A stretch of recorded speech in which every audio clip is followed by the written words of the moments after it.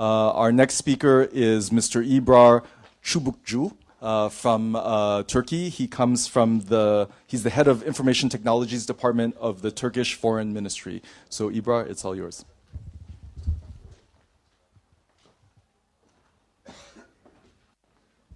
Thank you. Welcome back, everybody. Let's move on with EVAS, our electronic visa application system. Let me first tell you how we came up with this idea. Our ministry, I don't know how much you're familiar with foreign service. We're approximately 6,500 people serving in the foreign service. 4,500 of our staff are located abroad in our diplomatic missions. And 2,000 of us are stationed in Ankara. At the IT department, we're approximately 170, serving, trying to serve and find best IT solutions for our organization. So, how we came up with this idea? In fact, our ministry is very familiar with IT solutions. We, for example, have started working and corresponding electronically with our diplomatic missions abroad. There are 222 of them stationed across the world. And we communicate with a word processor, let's say, that we call document archive. And not only we produce documents with this software, but we also archive them so we can always have the documents handy when necessary. This version we have launched in 2001. Today we are using the third version. It's very practical because the correspondence we share with our foreign office, we do it instantly between our headquarters and our diplomatic missions. We do have this capability. We have also developed it with our own means. But our ministry does not only work for developing our bilateral relations, political relations, economical relations with other countries, but we're also providing services. Well, to whom? First, to our nationals that are established and that they living in abroad. We have approximately 6 to 7 Turkish nationals stationed abroad. Well, you know, 4 million of them only are located in Germany. So we do provide them also using IT solutions. We have a website, econsulate.gov.tr. We provide them consular services on a web-based platform. So it's quite convenient because, well, first of all, for us diplomats, consular services can be burdensome. It can be time-consuming. For example, myself, I served some 10 years ago in Ethiopia between 2002 and 2004. And believe it or not, we were only 4. There was the ambassador, myself, 1 communication officer, and 1 administrative officer. So the 4 of us, we were responsible of, well, developing our bilateral relations with our Ethiopian friends, our economical also relations and so on. But I was also personally involved in the consular service. So I had to take the application, I had to make the interview, I had to prepare every document, I had to read them, control them, I had to print the visa. So it took me every day approximately, well, 4 to 5 hours. And I could only start my, well, job as a diplomat after the lunch break. So I think EVAS has made me made me save time so that I can concentrate more on well, diplomatical affairs. So once we have launched EVAS in 2013, exactly on the 17th of April. So before 2013, 17th of April, there was huge queues at the arrival in our airports. So can you imagine you are traveling for hours, 10 hours, 8 hours, 11 hours, and then you come to Istanbul, you're extremely exhausted, and you have to line up for another hour or two to get the visa. Well, the picture below shows you the state of the queue after we have launched EVAS.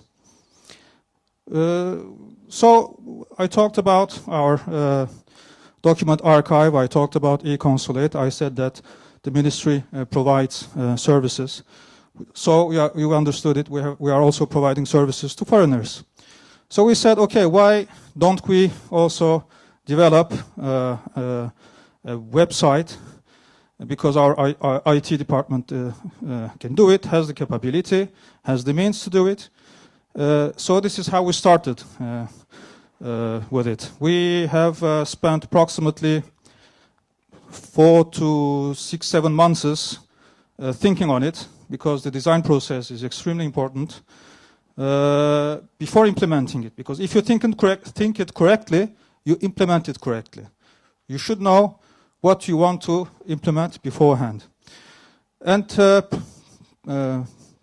giving visa, issuing a visa involves different actors, not only the foreign ministry. Okay, we are the face of the, let's say, of the system, but there is a huge service behind. For example, we are interconnected with the Ministry of Foreign Interior database. We consulted Tour Operators Association in Ankara. We have also consulted the Ministry of Finance, because the proceeds we get go directly to the Treasury. So we had talks with approximately 6 to 7 institutions. This is why the process of designing took a little time. But we had already done 80% of the job. And the remaining 20% was, well, creating it and implementing it. I think that's one part of the innovation. The second part of the innovation is, well, we gain time, we gain money, obviously. We concentrate as diplomats our efforts on more concrete things, that let's say. But on the other side, if you take the example of the applicant, well, we don't ask him to come to the nearest Turkish embassy or consulate. We don't ask him to provide many documents. We don't ask him anything. We say, okay, you want to come to Turkey, you're most welcome. You don't have to provide any documents. You just have to fill in, check in the boxes that are in the system, and you have to promise us that everything you tell us is correct. So we have handed over the responsibility to the applicant himself. On the other side, this is another maybe innovation. On the other side, the applicant doesn't have to travel anymore on longer distances. For example, we have seen that there is a huge increase in visas that we issue to smaller island countries on the Pacific, on the Atlantic, like Tonga, like Turks and Caicos, I don't know, like the Fijis. And we have seen that almost all of them had applied a lot more using our electronic visa application system. Because, well, these nationals, they cannot just take a flight, go to the closest, nearest Turkish embassy, and, well, wait maybe 2 or 3 days to get the visa and then fly back. This is a waste of time for him and a waste of money as well. So now, in the warmth of their home, they can directly apply and get the visa within 3 seconds and in only 3 steps. So we wanted to do something very easy to use, because we were addressing people from different cultures, from different ways of lives, from different habits. This is difficult to take into consideration. So we had to be simple but user-friendly. We had to be fast but also effective. And above all, I think this is also very important, and I think this is also a first in the world. We are also having security checks. The system does it automatically. Once you tell your nationality to the system will react according to the regime that is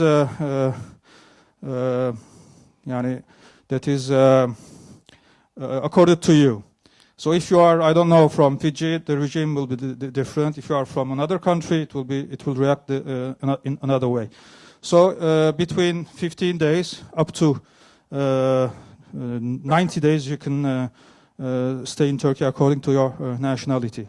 The process is very simple. You will be guided through the whole process. There are pop-up information boxes that will tell you what information to put in which field. And then after you have finalized the entry of your personal details, you come to a verification information where you will have to confirm your identity. And then if the system allows you to continue, you will have to make the payment. So it's either by credit card or by debit card. And then at the end, it takes seconds, the system will send you your e-visa that looks like this on the right side. So talking about security, we get questions on this because obviously it's important. The system checks on the background without involving the attention of the applicant. The applicant doesn't know anything. If my name Ebrar Çubukcu, if I'm registered on a list, this can be a black list, this can be a red list. If I'm registered somewhere, the system will stop the application process and will divert me to the closest Turkish embassy or consulate without any further notice. So this is another innovative approach, I think, because we think we have brought a new approach to visa application. We have shifted from a negative approach to a positive approach, meaning that, we do not make the checks and we do not tell the applicant, sorry, we refuse the visa. We just tell them, okay, there might be a problem, it might be technical. Please proceed to the closest Turkish embassy. Maybe we can find a solution. Anyway, everybody's most welcome. So now we have also a dash for the managers where we can check on a daily basis the developments of the e-visa. For example, on this slide, you can see that until its launch, more than 5.6 million e-visas had been issued, but today I know that we have already reached 5.8. The system has generated more than $110 million income to the treasury. On a daily basis, we have had peaks up to 40,000 applications per day, which is a number we can't handle in our missions. The system proved to be quite a success story very quickly. We have reached the first millions of e-visa 8 months later. So the system enabled us to reach, also this is another positive side, enabled us to reach 60 more countries in the world. We maybe reached, let me give you an example. of the Fijians. You know, we checked on the first half of 2013, and we checked also on the first half of this year. We have seen that there has been 2,500% increase in the number of visas we have issued to Fijians. 2,500%.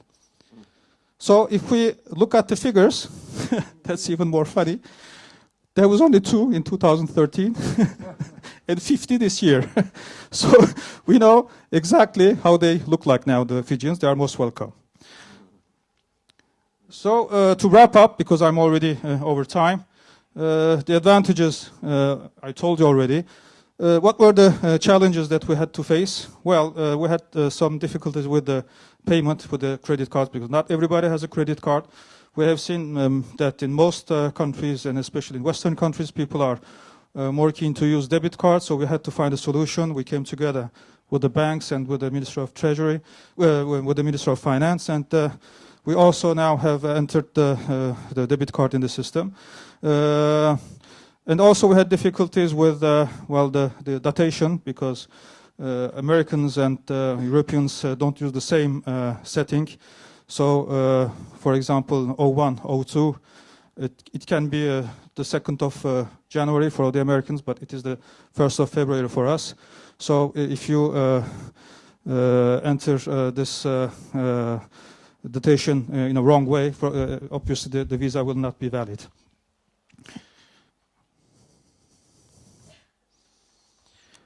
So the system proved to be quite effective, and we are continuing developing it. The system speaks already a few languages.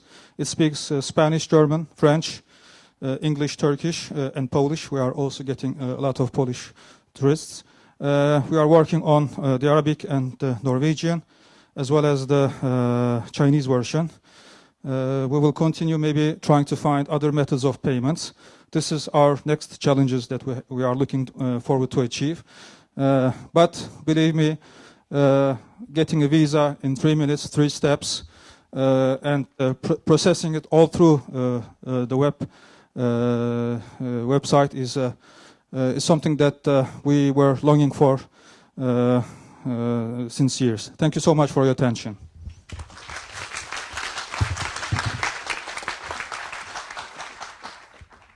Thank you, Ebrar Bey. And I think that as tourism becomes a growing part of our economies, that we see really the impact of facilitating the entry of people into the countries, while still making sure that we do the purpose of protecting our borders.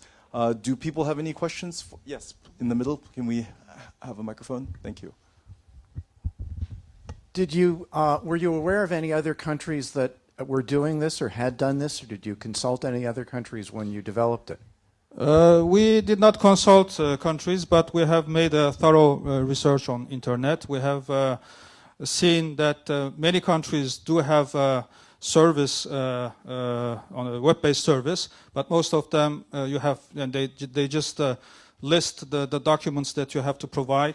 You have to download a form that you will need to fill in by hand, and that you will have to also hand over directly to the embassy. We don't know. We don't think that there is another example like this. If there is, please let me know. But our research didn't prove that. Okay, I do at least know of one other example, which is that the Australians do it. I don't know how many other countries do it. It seems to me this is an example of an innovation that could readily be diffused throughout the world, and I would hope that the OPSI database provides the opportunity for other countries to look at this. You've made a very persuasive presentation about its benefits, and certainly I hope that other countries will pick up on it. Thank you, Sandy. Can we bring the mic up here, because we have the Turkish ambassador who probably will make sure that this gets into the OPSI right away. So.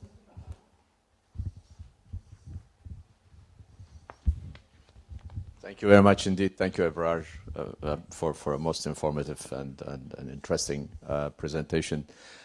I'm the Turkish ambassador, and about 20 years ago, I was the first secretary in Bulgaria, where I signed 940 visas in one day. I had to. I was the acting consul. My friend who was the consul went on holidays, and I was so surprised. I faced the challenge myself. I dealt with political and economic issues, so I was not really the consul. But then I felt that it was a miserable job. It was such a challenging job to sign 940 times a day visas, and to also look at it, and the pictures, and whether it is properly done and prepared by our staff, and so on. So I think it's a big achievement on the part of the Foreign Ministry, and thank you very much. Thank you. Thank you. Thank you.